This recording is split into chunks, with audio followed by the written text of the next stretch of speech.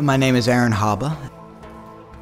I'm a sculptor, primarily, although I started as a printmaker and then worked into traditional sculpture and then have grown to evolve into doing more temporary installations, pieces that either decay or interact with the environment in a more kind of temporary and immediate sense.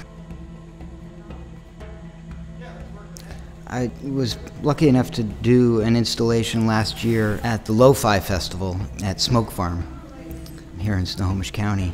And I was really struck with the beauty of the space. What kind of drew me to it was that they kept the grass at about 3 feet tall. So there were these huge fields that you could walk through, you know, with this beautiful grass. And I began to envision this piece that would float above the grass and kind of interact with the grass in this very kind of architectural way.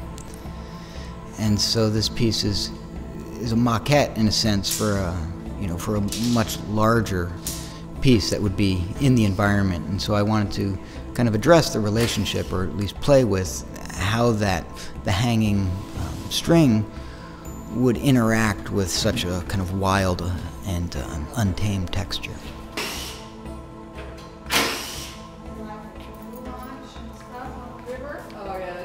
Since the beginning of the inspiration, Requiem was always kind of part of the title. And as this piece evolved with the black and with the red, it really began to speak about mercy and about the kind of, you know, horrible things and kind of pain that happens here on Earth, and the need for compassion and kind of the lack of that in our current society.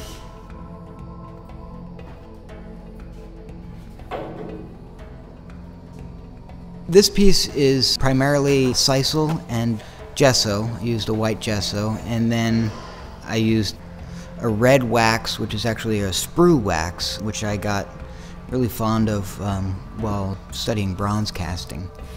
And then the boughs are all cedar boughs that I collected from the woods near my house and stripped all the bark and sanded them down, and those are just covered with a black gesso to give them kind of a matte, almost a charcoal look.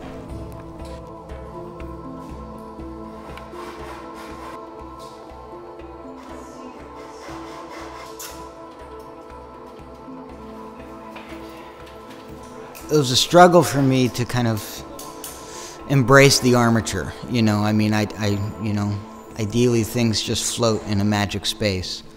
But as the piece kind of worked on, and as I filled the armature with strings, I began to really welcome the armature and was kind of grateful for it. And once the base was done, you know, and it's very, you know, kind of black and square, then I began to see the relationship and the value of the armature kind of playing off the base.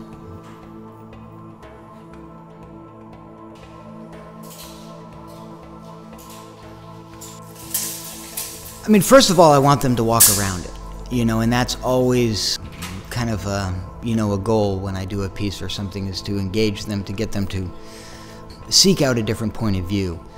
And so, and I think that applies also in kind of a broader sense, not just a physical view of the piece, but to seek out, you know, different views about what it may mean, what it may mean to me, what it may mean to them, and how it might change or what it might remind them of. You know, I notice as I walk around the piece, as the strings line up in different ways, brings back memories of playing in, you know, cornfields and the delight of running through cornfields. And so I think there are a lot of different levels that people can interact with it. And that's kind of I think the joy of having the different textures and the colors, and you know, that there are different places to travel within the piece.